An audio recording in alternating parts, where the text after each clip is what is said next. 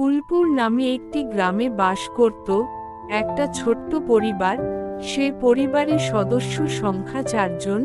তারা অনেক দরিদ্র থাকার কারণে তাদের জীবন অনেক কষ্টেই কাটছিল, কিন্তু তারা মনের দিক দিয়ে অনেক সুখী ছিল।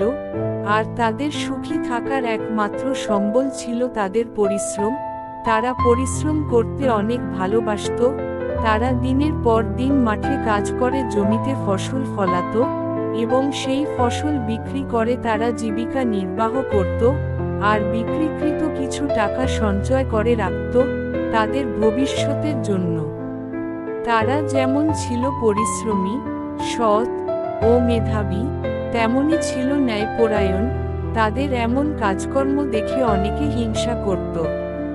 হিংসার রেশ ধরে হঠাৎ একদিন তাদের প্রতিবেশী তাদের সমস্ত ফসল নষ্ট করে দেয়। এতে তারা অনেক বড় বিপদে পড়ে যায়। তারপরও তারা অনেক ধৈর্যশীল ছিল। তাদের স্রষ্টা প্রতি ছিল অটুট বিশ্বাস। তারা মনে করত অন্যায়কারী কখনো অন্যের ক্ষতি করে ভালো থাকতে পারে না। কিছুদিন পর তাদের প্রতিবেশীদের জমির ফসলগুলো বজ্রপাতে সব নষ্ট হয়ে যায়।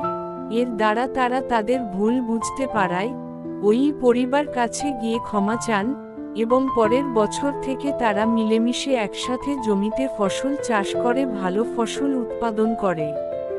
কিছু বছরের মধ্যে তারা সবাই স্বাবলম্বী হয়ে ওঠে।